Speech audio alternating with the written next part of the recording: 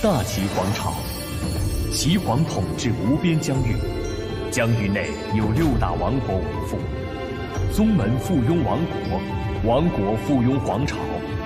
至于皇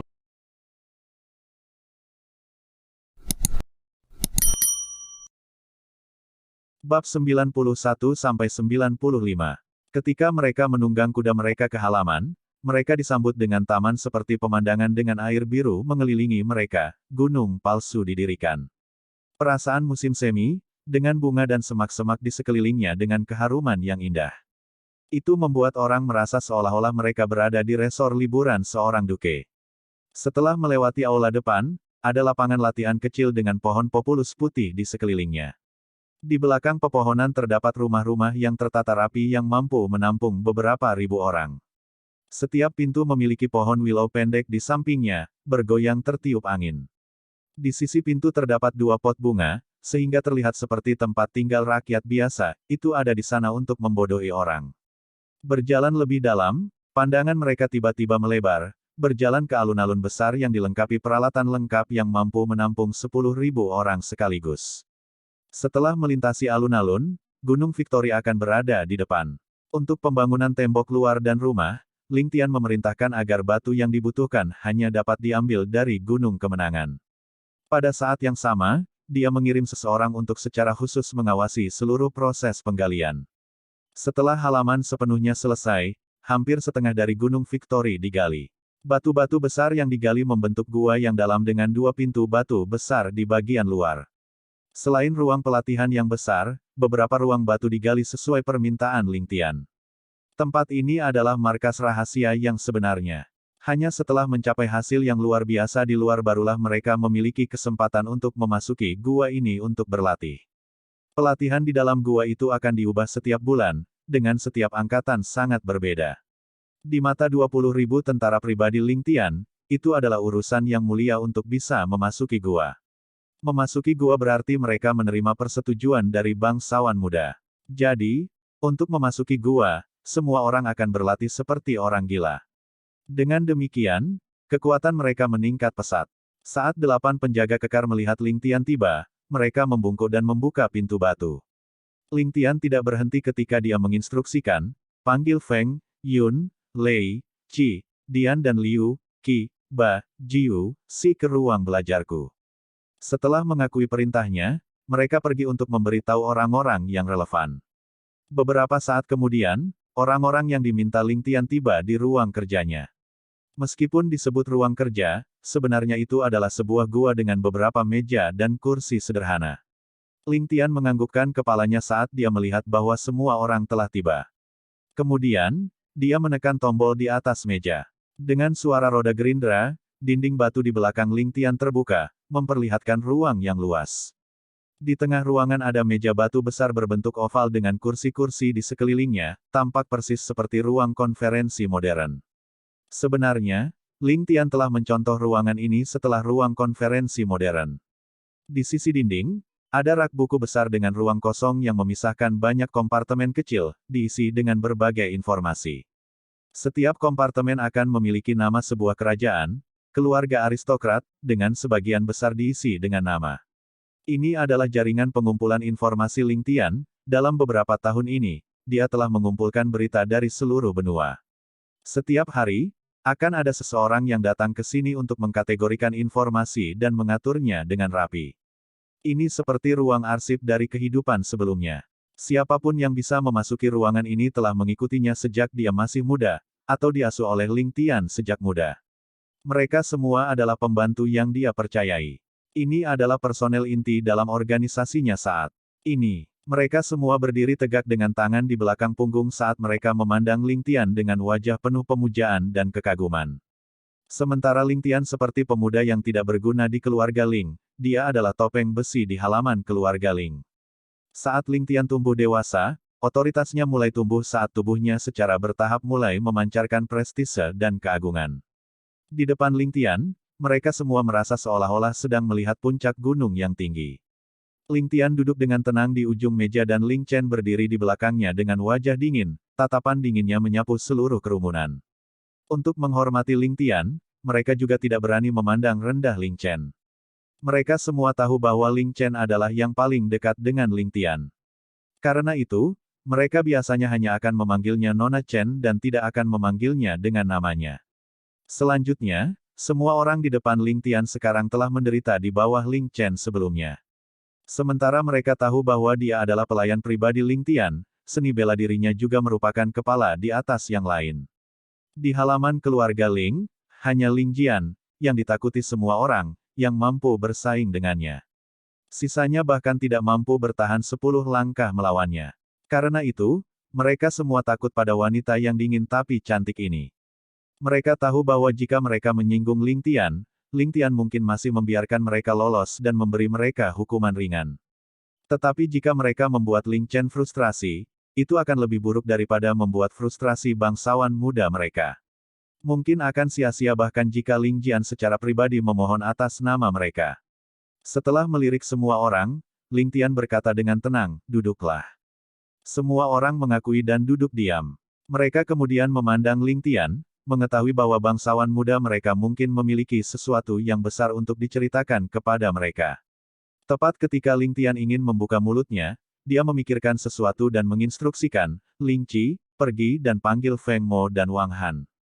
Ada sesuatu yang harus aku instruksikan kepada mereka hari ini." Ling Qi adalah seorang remaja kurus dengan tatapan tegas. Setelah mendengar instruksi Ling Tian, dia mengakuinya dan pergi dengan cepat. Ling Tian kemudian menggedor meja batu dengan jarinya sambil bertanya, "Ling Qi bertanggung jawab atas selatan, kan?" Seorang pemuda tegap berdiri dan berkata, "Ya, bangsawan muda." Ling Tian menjawab dengan, "Memem," dan berkata, "Pergi dan keluarkan semua informasi mengenai pernikahan anak-anak di keluarga Nangong. Juga, keluarkan semua informasi tentang Nangong Le dan Nangong Yu, bersama dengan hubungan mereka dengan penerus. Keluarkan apapun yang berhubungan dengan hal-hal ini. Aku ingin mereka ada di depanku sebelum Feng Mo tiba." Tanpa mengubah ekspresi, Ling Qi berkata, "Iya." Dia kemudian berdiri dan berjalan ke rak buku untuk mencari informasi. "Ling Jiu, pergi dan ambil informasi yang sama tentang keluarga Yang." "Ling Liu, informasi tentang keluarga Yu." "Ya, bangsawan muda." Pintu batu kemudian terbuka dengan lembut saat dua pelayan masuk, satu memegang air panas dan yang lainnya memegang perangkat teh. Setelah meletakkan secangkir teh di depan semua orang, mereka pergi dengan diam-diam. Dari awal hingga akhir, mereka tidak berani mengangkat kepala dan menatap Ling Tian. Ketika mereka sesekali meliriknya, tatapan mereka akan penuh dengan pemujaan dan rasa syukur. Ling Tian kemudian membaca informasi yang diberikan Ling Qi dan Ling Jiu kepadanya dengan alis berkerut. Melaporkan kepada bangsawan muda, Feng Mo dan Wang Han meminta untuk masuk. Ling Tian menjawab dengan, "Oh," meskipun tidak keras, suara itu melewati pintu, masuk ke telinga orang di luar. Feng Mo dan Wang Han lalu masuk dengan hormat. Keduanya dipenuhi dengan otot yang eksplosif, kekar dan tinggi. Ling Tian melipat laporan di tangannya dan berkata dengan lembut, "Duduk." Saat kerumunan bergerak ke tempat masing-masing, Ling Tian melanjutkan, "Feng Mo, Wang Han, alasan saya memanggil Anda ke sini hari ini adalah untuk memberitahu kalian bahwa pelatihan mulai sekarang, tidak akan dihentikan. Namun, dalam hal kebisingan, usahakan untuk meminimalkannya dan jangan menarik perhatian dengan melakukan sesuatu yang terlalu besar. Ini untuk mencegah perhatian yang tidak diinginkan. Tercatat, bangsawan muda, apakah ada orang yang ingin berurusan dengan kita?" Baik Feng Mo dan Wang Han berdiri tegak saat mereka mengeluarkan suara setuju. Namun, Wang Han mengajukan pertanyaan karena bingung. Ling Tian hanya mengangkat cangkir teh di depannya, meniup permukaan teh dengan ringan, tidak repot-repot menjawab. Dia bahkan tidak melirik Wang Han, seolah-olah Wang Han tidak pernah berbicara. Ling Chen, Ling Qi, Ling Feng serta yang lainnya di ruangan itu tiba-tiba mengembangkan ekspresi dingin. Pada saat itu, 7 hingga 8 pasang mata menatap tajam ke arah Wang Han. Para pembunuh ini, yang bahkan ditakuti oleh pasukan militer di mana-mana, bahkan tidak mau repot-repot menyimpan sedikit pun niat membunuh mereka terhadapnya. Jika bukan karena fakta bahwa Ling Tian hanya duduk di sana dengan tenang, Wang Han sudah lama berubah menjadi mayat yang dingin. Dan mayat itu pasti tidak utuh. Pada titik ini, wajah Wang Han sudah menyerupai air terjun, keringat dingin tak henti-hentinya menetes dari dahinya. Sebuah lelucon, Untuk dapat tetap berdiri dengan begitu banyak niat membunuh dari pembunuh terkenal dunia yang ditargetkan padanya sudah menjadi sebuah prestasi. Adapun Feng Mo berdiri di sampingnya, wajahnya berubah besar ketika dia mendengar Wang Han berbicara, dan tentu saja juga memelototinya. Dia tidak bisa tidak menyesal bahwa dia tidak bisa memukulinya di tempat. Peng! Cangkir teh diletakkan kembali di atas meja saat Ling Tian perlahan berbicara, lupakan saja. Ini akan menjadi yang pertama, dan juga yang terakhir. Begitu dia berbicara, Wang Han tiba-tiba bisa merasakan bahwa niat membunuh yang mencekik tiba-tiba menghilang, seolah-olah itu tidak pernah ada sejak awal. Mata semua orang masih terpaku padanya, tapi itu sudah tidak memiliki niat ganas sebelumnya. Kaki Wang Han gemetar tanpa henti, bajunya sudah basah oleh keringat. Dia berdiri di sana, mata terbuka lebar, tidak tahu apa yang baru saja terjadi. Mengapa satu kalimatnya membuat semua orang ingin membunuhnya? Ling Chen kemudian berkata dengan dingin, Wang Han, kamu harus merayakan bahwa Ling Jian tidak ada di sini hari ini. Atau, saat kamu membuka mulut, kamu sudah berubah menjadi mayat. Ling Tian mengabaikan komentar itu, berkata, lupakan saja. Feng Mo, kalian berdua bisa pergi dulu. Feng Mo dengan hormat membungkuk hormat dan menyeret Wang Han keluar dengan tangan. Meskipun Wang Han masih berdiri tegak, dia tidak memiliki kekuatan tersisa di kakinya dan hampir roboh. Hanya setelah berjalan keluar dari pintu batu gua, Wang Han akhirnya sadar kembali. Dia kemudian bertanya dengan suara gemetar, Feng Tua, apa yang baru saja terjadi? Apa yang saya katakan salah? Feng Mo memelototinya untuk waktu yang lama, sebelum tatapannya berubah sedikit lebih lembut saat dia menghela nafas. Kamu belum pernah ke ruang rahasia, kan? Wang Han mengangguk diam-diam. Feng Mo melanjutkan dengan nada kasar, ruang rahasia itu adalah tempat bangsawan muda secara pribadi memberikan perintah dan perintahnya. Semua orang yang masuk ke sana tidak berbicara. Mereka hanya perlu mengikuti perintahnya dan ini tanpa kecuali. Setelah melangkah keluar dari pintu itu, bahkan jika Anda ingin melawan bangsawan muda dalam pertarungan, tidak ada yang akan menghentikan Anda. Mereka hanya akan mencemooh Anda karena melebih-lebihkan kemampuan Anda. Namun, jika Anda berani berbicara di luar barisan di ruang rahasia, itu artinya tidak menghormati bangsawan muda. Nona Chen benar mengatakan bahwa Anda akan mati jika Ling Jian hadir. Dia pasti tidak akan mengizinkan siapapun untuk menantang otoritas bangsawan muda. Memikirkan Ling Jian, yang mirip dengan Hades dari neraka, dahi Wang Han mulai berkeringat sekali lagi. Baru setelah sekian lama dia berhasil berkata, mengapa kamu tidak memberitahuku itu sebelumnya? Feng Mo menatapnya, memberikan senyuman yang bukan senyuman pada saat yang sama, kupikir kamu pernah masuk ke sana sebelumnya. Wang Han bergumam pada dirinya sendiri, tampaknya mengutuk dan memaki Feng Mo. Dia juga salah satu dari 36 prajurit besi darah dan selalu memiliki hubungan dekat dengan Feng Mo. Hanya karena dia memiliki kinerja yang luar biasa baru-baru ini, dia dipromosikan menjadi asisten Feng Mo. Feng Mo menghela nafas ketika dia berbicara, butuh waktu lama bagiku untuk benar-benar melihat bangsawan muda sekali dan aku benar-benar ingin berbicara dengannya lebih banyak, untuk melihat apakah dia bisa memberiku beberapa petunjuk. Tapi, itu dihancurkan olehmu. Dia menahan kalimat lain, yaitu fakta bahwa diizinkan masuk ke ruang rahasia berarti bahwa Ling Tian telah memberi Feng Mo otoritas dan kepercayaan dari salah satu orang di lingkaran dalamnya. Namun, karena kesalahan Wang Han, masalah ini akan tertunda beberapa bulan lagi.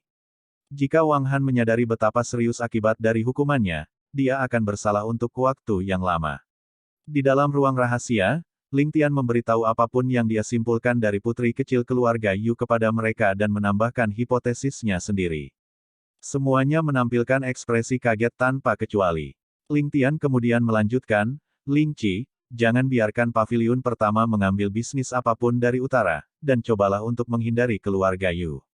Karena Ling Jian tidak ada, paviliun pertama diawasi oleh Ling Qi, yang paling muda usianya. Selain Ling Jian, Ling Qi adalah yang terkuat di paviliun pertama.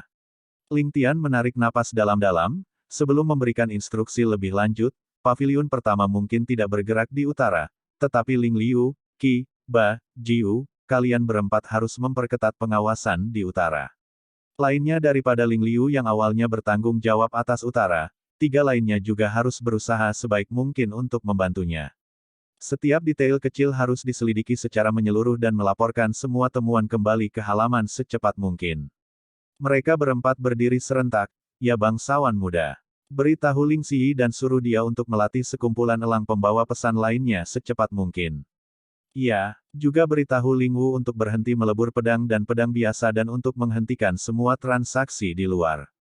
Mengintensifkan produksi senjata berkualitas tinggi yang telah saya bicarakan dengannya.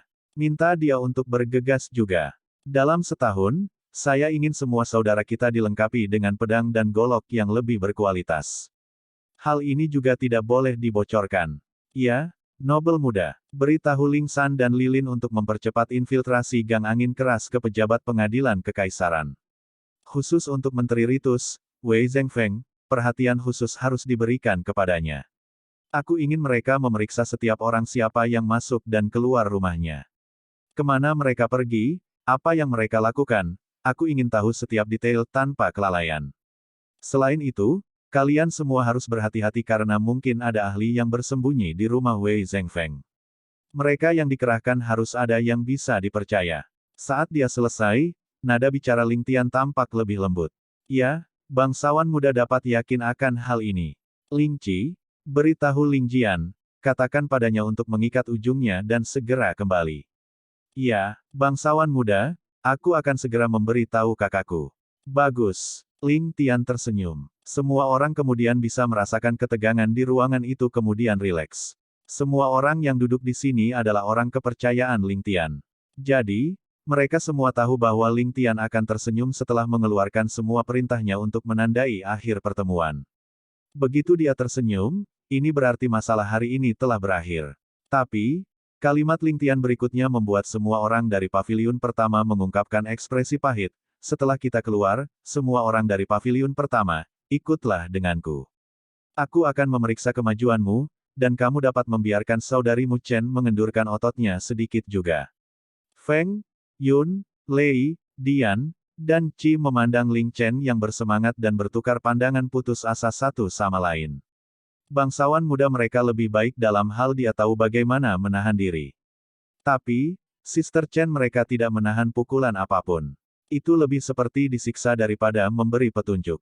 Ling Tian dan Ling Chen sedang menunggang kuda, bergegas kembali ke kediaman Ling. Chener, bagaimana barusan? Melihat pipi Ling Chen yang memerah, penuh kegembiraan, Ling Tian tidak bisa menahan tawa. Ling Chen cemberut sebagai tanggapan, beberapa bajingan itu menjadi semakin licik. Aku butuh lebih banyak kesulitan untuk mengalahkan mereka kali ini. Hahaha, seberapa mudah yang kamu harapkan? Saat Ling Tian memikirkan bagaimana mereka berlima terbaring di tanah dalam kondisi yang menyedihkan ketika dia dan Ling Chen pergi, dia tidak bisa menahan tawa. Meskipun orang-orang itu sebagian besar berpura-pura, tidak bohong bahwa mereka menderita di bawah tangan Ling Chen. Ling Tian hanya memberi mereka beberapa tips sebelum dia meninggalkan halaman bersama Ling Chen. Ling Chen mengguncang pinggangnya, memutar matanya dengan genit ke arahnya.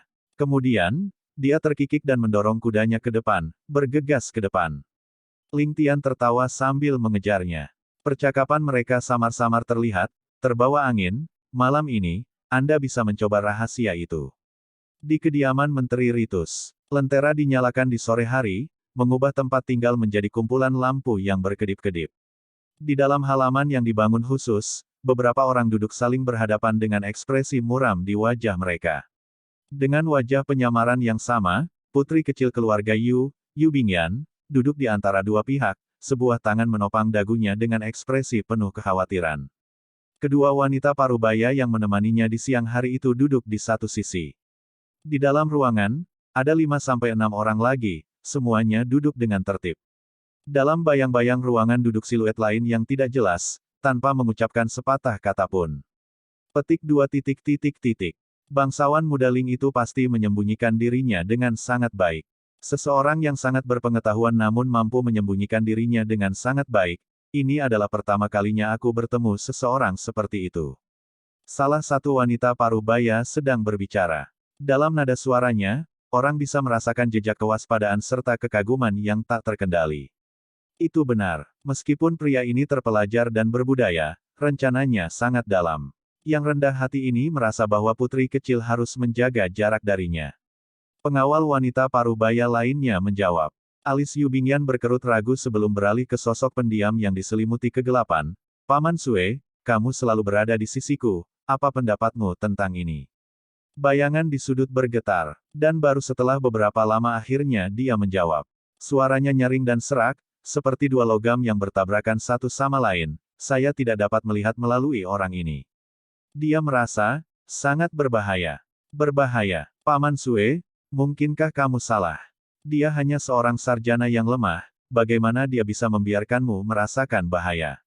Dan dari mana bahaya itu berasal?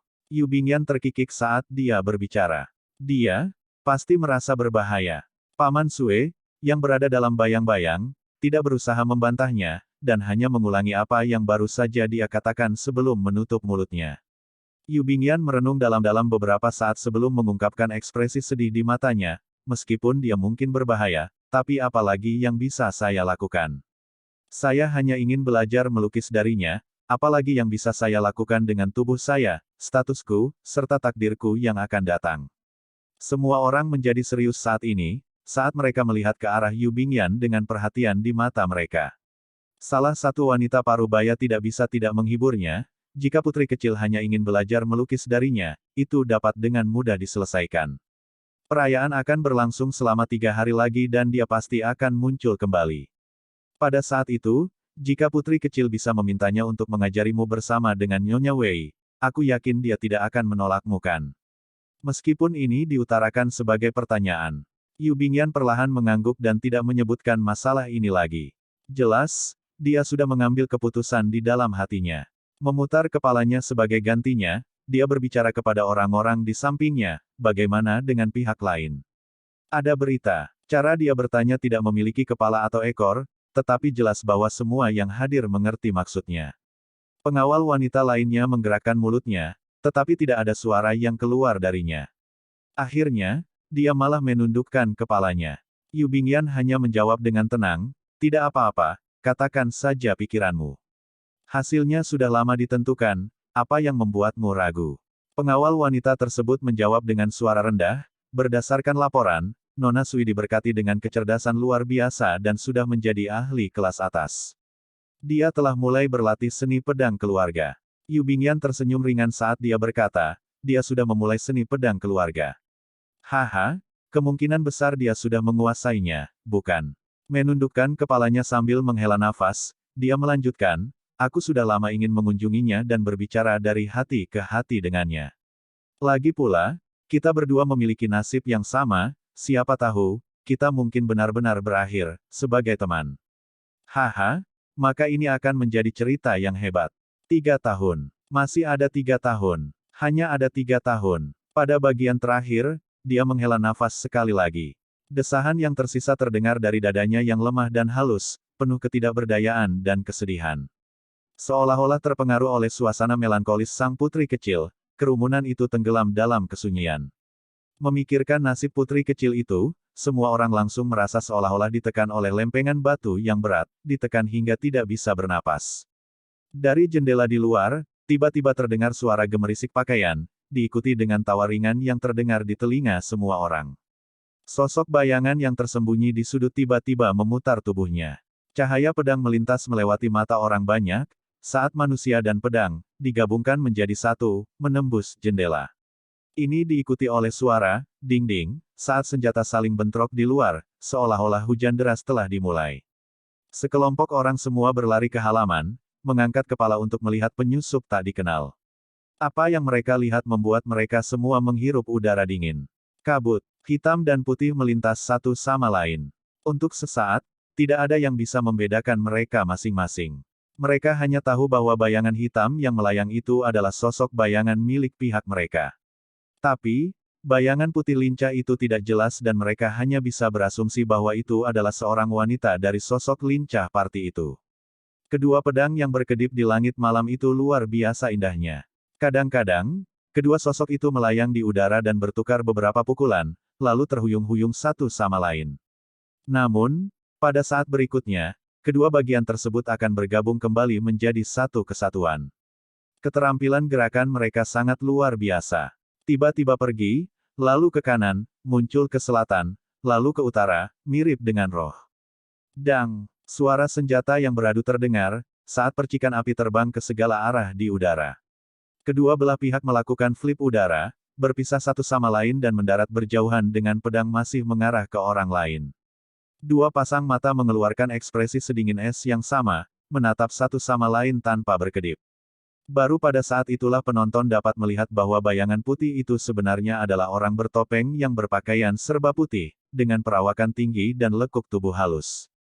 Di balik topeng itu ada sepasang mata jernih yang mirip dengan air musim gugur dan rambut panjang seperti air terjun yang mengalir ke bawah. Sosok wanita anggun ini berdiri di atap, tampak seperti makhluk abadi yang turun ke bumi, pedang di tangannya tampak seperti sungai di bawah sinar bulan. Bahkan setelah konfrontasi yang begitu sengit, dia sebenarnya tetap santai, tidak terkendali dan anggun. Bayangan hitam itu berdiri tegak dengan pedang mengarah ke depan, ujung pedangnya bergetar tanpa henti, meninggalkan bayangan di belakangnya. Terbukti, seluruh energinya telah dipadatkan ke dalam pedang yang dipegangnya. Begitu dia bergerak, itu akan mirip dengan kilatan petir. Setelah pertukaran singkat itu, kedua belah pihak memiliki ukuran kasar kekuatan lawan mereka di dalam hati mereka. Meskipun gadis berbaju putih itu masih muda, dia bisa dianggap sebagai salah satu ahli paling terampil yang pernah ditemui pria itu dalam hidupnya. Sekarang putri kecil itu tinggal di kerajaan Bantalan Langit, kehadiran ahli seperti itu jelas merupakan ancaman besar. Bayangan hitam telah membuat keputusan tegas di dalam hatinya, apapun konsekuensinya, aku tidak bisa membiarkan gadis ini pergi malam ini. Angin sejuk bertiup lembut, jubah keduanya melambai di dalamnya.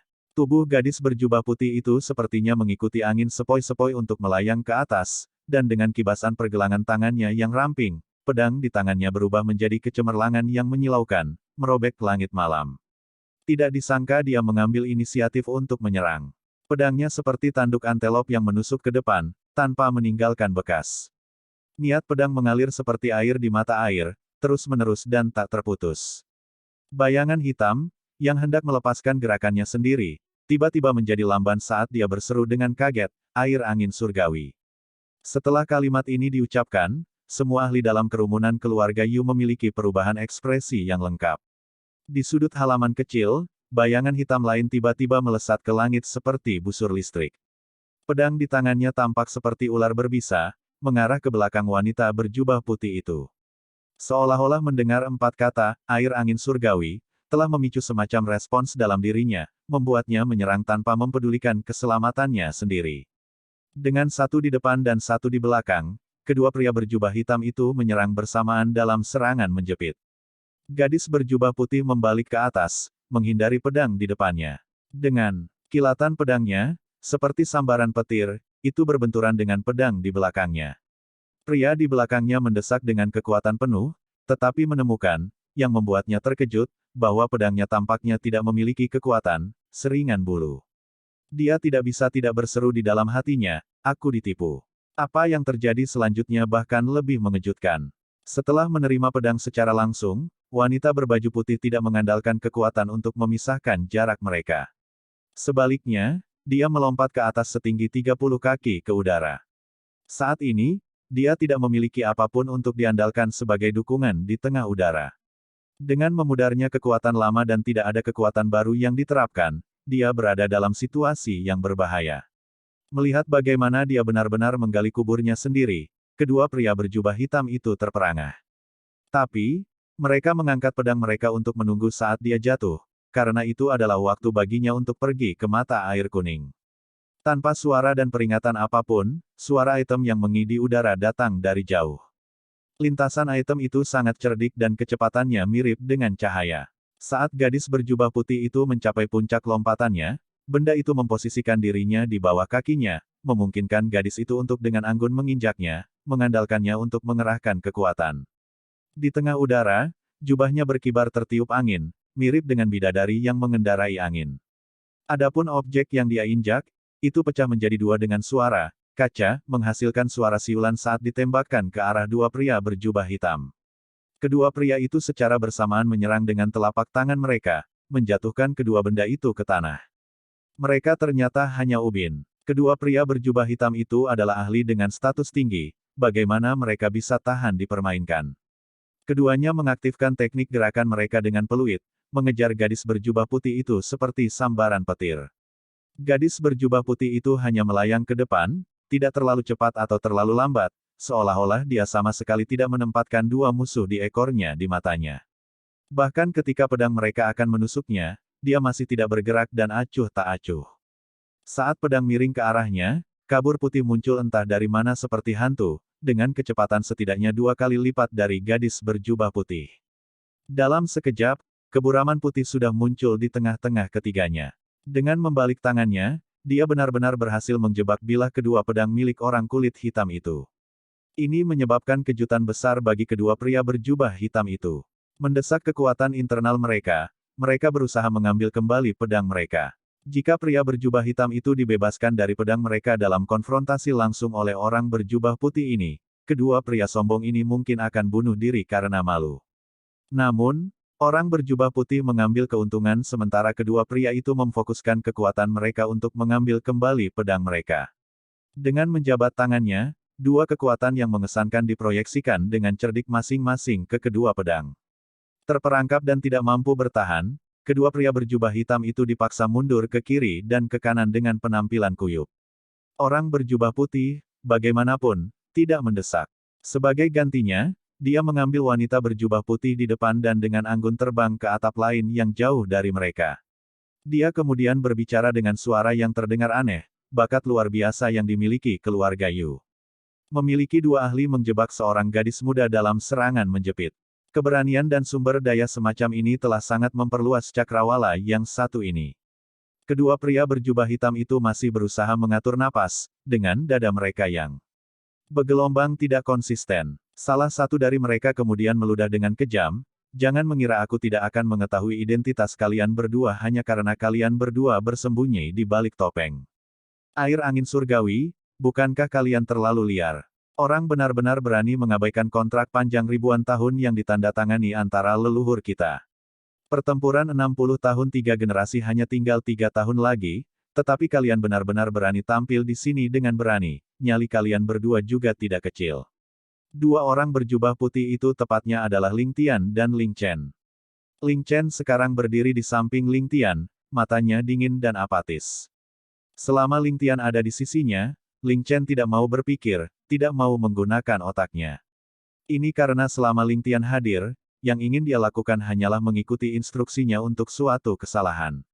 Semua wanita seperti itu, jika pria impian mereka lebih kuat dari mereka, maka dia tidak akan repot-repot berusaha untuk berpikir, secara membabi buta percaya pada kekasihnya sendiri untuk menjaganya. Jika seorang wanita dapat menunjukkan sikap seperti ini di depan seorang pria, ini juga berarti bahwa hatinya telah ditaklukkan sepenuhnya oleh pria itu. Air angin surgawi. Apa artinya itu? Jantung Ling Tian berdebar keras mendengar informasi baru ini. Dia berpikir, sepertinya hipotesisku di masa lalu tidak terlalu jauh. Namun, matanya tetap jernih, tidak mengkhianati pikiran batinnya saat dia melanjutkan dengan suaranya yang aneh. Sekarang dicampur dengan ketidakbahagiaan, kami hanya mendengar bahwa putri kecil Yu tinggal di sini, dan secara khusus datang untuk menyambutnya. Apakah ada perlu menggunakan ajaran nenek moyang kita untuk menekan kita? Hahaha, tidak masuk akal, konyol. Dalam kemarahannya, wajahnya yang awalnya gelap benar-benar berubah warna saat dia menjawab, kalian telah berpaling dari perjanjian dan telah datang ke Heavenly Star atas kemauanmu sendiri. Ini sudah dianggap pengkhianatan. Bagimu untuk memilikinya berani datang untuk memata-matai rindu kecil rumahku, itu saja sudah menjelaskan niat berbahayamu. Sue ini lebih baik binasa di sini daripada membiarkanmu orang-orang tercela pergi. Pria itu menolak berbicara lagi. Dengan kepakan lengannya, dia melonjak, mengacungkan pedangnya. Dengan suara yang mirip dengan guntur, langit menyala dengan sinar pedang. Pria yang dimaksud tampaknya telah berubah menjadi asura 1000 bersenjata, semua pedang diarahkan ke Ling Tian. Di sisi lain, pria berjubah hitam pendiam lainnya juga beraksi. Bahkan sebelum kedua pria itu mendekat, jubah Ling Tian sudah mengepul karena angin kencang yang diciptakan oleh seni pedang mereka. Ling Tian hanya tersenyum menanggapi, malam itu tidak sia-sia baginya. Melihat agresivitas kedua pria itu, dia tahu bahwa keduanya telah merencanakan untuk meninggalkan hidup mereka di sini sebagai imbalan atas hidup mereka. Dia tidak ingin terus berselisih dengan mereka, karena dia telah mencapai tujuannya. Berlama-lama tidak ada gunanya. Melemparkan tangannya, Dua pancaran asap putih berbahaya menyembur keluar. Dalam sepersekian detik, seseorang bahkan tidak bisa melihat tangan mereka yang terulur. Duo yang bergegas mau tidak mau menjadi lamban, karena takut kabut mengandung racun. Karena mereka tidak berani memasuki kabut putih, mereka hanya bisa saling memandang dan menghela nafas.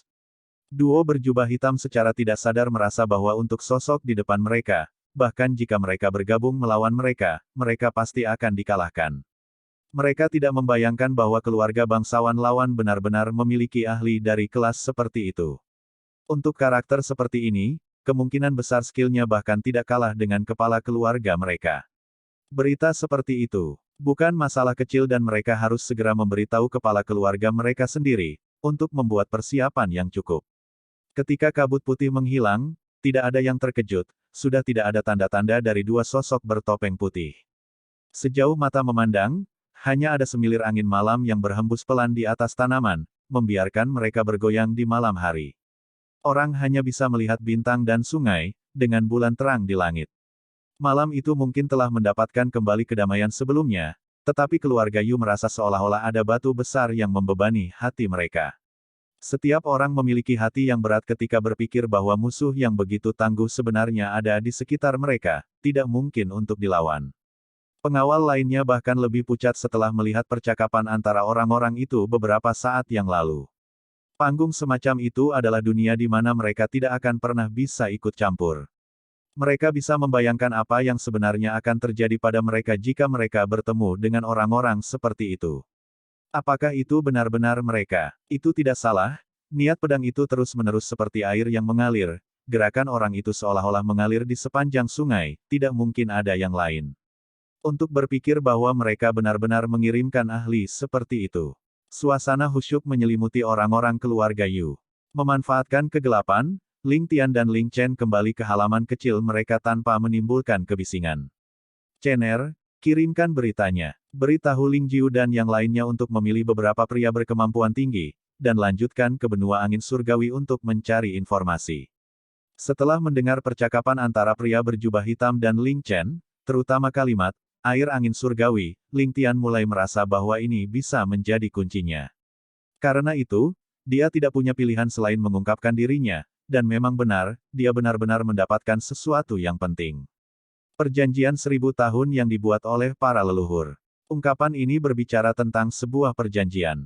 Perjanjian apa itu? Kemungkinan besar, perjanjian itu ada hubungannya dengan keluarga Yu. Pertempuran 60 tahun 3 generasi, apa maksudnya itu juga? Apa ini masalah dua klan aristokrat? Kalian telah berpaling dari perjanjian itu, dan telah datang ke Heavenly Star atas kemauanmu sendiri, ini sudah dianggap pengkhianatan. 3 kalimat ini telah memberi banyak petunjuk dan petunjuk kepada Ling Tian. Memang ada sesuatu yang mencurigakan tentang semua ini. Mata Ling Tian berkedip dengan cahaya tersembunyi saat dia bergumam pelan. Aku benar-benar ingin melihat berapa lama kalian bisa menyembunyikan kehadiranmu. Sangat cepat, Ling Chen mengirimkan elang pembawa pesan dan mengambil kesempatan untuk duduk di samping Ling Tian dengan bahagia. Dengan tangannya yang seperti batu giok memijat bahu Ling Tian, wajahnya yang lembut diwarnai dengan rona merah, tidak berbeda dengan apa yang akan didapat setelah berolahraga. Dia sudah lama mendengar Ling Tian mengatakan bahwa orang-orang itu adalah ahli peringkat teratas di zaman sekarang ini, dan untuk benar-benar setara dengan mereka malam ini, terlebih lagi ketika ada 2 lawan 1, Ling Chen tidak bisa menahan perasaan bersemangat. Melihat wajah Ling Chen yang penuh harapan akan pujian dari Ling Tian, yang terakhir mau tidak mau tertawa. Namun dia tahu bahwa saat ini bukanlah waktu yang tepat untuk melakukannya. Masih ada kekurangan besar bagi Ling Chen dalam hal beradaptasi dengan situasi. Meskipun tidak ada indikasi kalah dalam pertempuran hari ini, Ling Tian, yang jelas tentang kemampuan Ling Chen, jelas bahwa Ling Chen sudah kalah. Ini bukan masalah dengan kekuatannya, atau gerakannya. Faktanya, gerakan pedang, yang diberikan Ling Tian padanya sangat rumit di luar kata-kata, melebihi pria berjubah hitam itu setidaknya 1 tingkat. Performa buruk Ling Chen hari ini sepenuhnya karena kurangnya pengalamannya. Jika Ling Tian memujinya sekarang, itu hanya akan berdampak negatif pada kemajuannya di masa depan.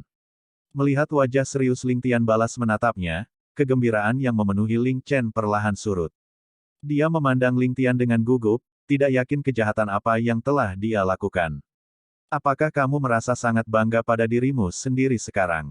Seorang gadis berusia 16 hingga 17 tahun, benar-benar memegang miliknya lagi di puncak dunia ini dan sebenarnya tidak tertinggal. Cukup puas diri, bukan? Melihat Ling Chen, wajah Ling Tian sedikit sedingin es. Ling Chen hanya berani mengintip ekspresi Ling Tian, dan langsung menundukkan kepalanya. Bulu matanya yang panjang berkibar saat pinggiran matanya mulai memerah. Dengan terburu-buru seperti ini, apakah kamu berpikir bahwa waktumu tepat? Jika kamu telah menunggu sesaat sebelum menyerang, kamu akan ditempatkan di posisi yang paling menguntungkan. Tapi kamu serakah dan maju sebelum waktunya. Jika orang di dalam hitam bisa berurusan dengan Anda, maka Anda akan dikalahkan, dan kemungkinan besar terluka. Mengenai gerakan merepotkan yang dilakukan pria berjubah hitam, aku sebelumnya telah mengajarimu cara mengatasi gerakan mereka, tapi apa yang kamu lakukan? Jika bukan karena fakta bahwa seni pedangmu jauh lebih unggul daripada mereka, kamu mungkin akan melakukannya, mengalami kesulitan bahkan melarikan diri dengan seluruh tubuhmu utuh. Begitu pertempuran berlarut-larut, mereka akan terbiasa dengan gayamu, yang berarti bahaya akan naik level lagi. Ling Tian memberi kuliah dengan nada rendah. Melihat bagaimana Ling Chen hampir menangis, dia mulai merasa seolah-olah kata-katanya sedikit terlalu keras. Namun, dia tidak punya pilihan, jika dia tidak memasukkan pelajaran ini ke dalam pikirannya, maka jika mereka bertemu dengan seseorang yang lebih kuat di masa depan, dia pasti akan mendapat masalah besar. Air mata yang ditumpahkan hari ini akan lebih baik daripada darah yang ditumpahkan besok. Ling Chen berdiri terpaku dengan kepala tertunduk, tidak berani berbicara. Melihat itu, suara Ling Tian juga menjadi lembut saat dia berkata, "Jangan memainkannya, masalah ini muncul karena pengalamanmu dalam skenario hidup atau mati terlalu sedikit. Dengan demikian, masalah ini akan terjadi. Setelah kamu menjadi lebih berpengalaman, maka masalah juga akan berangsur-angsur hilang." Ling Chen menyeka matanya, terisak saat dia menjawab, "Ya, bangsawan muda." Cener tahu kesalahannya. Ling Tian menarik napas dalam-dalam. Dia sudah mencapai tujuannya. Berdasarkan kecerdasannya, Ling Chen akan dapat mengetahui maksudnya dengan mudah. Dia memeluknya sambil berbisik dengan lembut, "Kamu harus ingat bahwa ketika ahli sejati bertarung, mereka tidak akan menunggu lawan mereka menggunakan gerakan mereka sebelum mereka pergi dan mencoba melawan mereka. Tubuh mereka begitu terkondisi sehingga mereka akan melakukannya, secara alami beralih ke gerakan balasan. Perasaan semacam ini, saya menyebutnya memori otot. Ini juga bisa disebut naluri seseorang di jalan bela diri. Bagi kebanyakan orang, kecepatan pemrosesan pikiran biasanya tidak dapat dipertahankan dengan anggota tubuh. Dengan demikian, anggota tubuh mungkin melampaui pikiran sepenuhnya. Jika Anda menunggu sampai Anda benar-benar memahami gerakan lawan sebelum melakukan serangan balik, hidup Anda akan berakhir dalam kendali musuh. Setelah menguasai memori otot, bahkan jika kamu tidak bisa mengalahkan lawan, kamu masih bisa bertarung dengan alasan yang sama, tanpa membahayakan nyawamu. Ling Chen masih memiliki jejak air mata di matanya, tetapi sudah memasuki kondisi kontemplatif, diam-diam mencerna kata-kata yang baru saja diucapkan Ling Tian. Tubuh mungilnya terus berbaring di pelukan Ling Tian, kepalanya bersandar di dadanya, dan tangannya melingkari pinggangnya. Ling Tian dengan lembut membelai rambut hitamnya yang berkilau, sudut mulutnya mengarah ke atas dengan senyuman lembut. Di dalam ruangan, yang penuh guntur dan kesuraman tiba-tiba berubah menjadi tempat yang penuh kehangatan dan cinta. Kedua belah pihak tidak bersuara, dan meskipun sudah larut malam, keduanya tidak berniat untuk tidur. Nyala api lentera minyak di atas meja menari dengan riang, dan memancarkan percikan dengan suara, entah bagaimana meningkatkan kegembiraan di ruangan itu beberapa tingkat. Selama 2 hari berikutnya, Ling Tian membawa salib berpakaian Ling Chen saat hari tiba. Bagi mereka yang ada di kediaman, mereka semua berpikir bahwa Ling Tian sedang menuju ke istana kekaisaran. Sebenarnya, Ling Tian menghabiskan 2 hari itu untuk memberikan petunjuk kepada Ling Chen, Feng, Yun, Lei, Dian dan Qi untuk meningkatkan kekuatan mereka secara keseluruhan. Sementara suasana gembira di istana kekaisaran meningkat ke titik tertinggi sepanjang masa, begitu pula suasana pembunuhan di halaman luar Ling. Setelah pertempuran Ling Chen malam itu, 5 lainnya menerima kemunduran besar ketika mereka mendengarnya. Mereka saat ini bahkan bukan tandingan Ling Chen, dan untuk berpikir bahwa keduanya bahkan bisa memegang sedikit keunggulan saat melawan Ling Chen. Mendengar berita seperti itu, mereka berlima tidak bisa menahan diri untuk tidak memerah. Mereka semua terlihat berlatih jurus pedang mereka dari fajar hingga petang, sampai pada titik di mana mereka bahkan tidak bisa menggerakkan satu jari pun sebelum berpikir untuk beristirahat. Ling Tian juga tidak pelit, dan meneruskan semua pengalaman pertempuran serta teknik intinya. Selama pelatihan, meskipun para penebang itu berteriak ke surga, mereka sebenarnya berlatih lebih keras.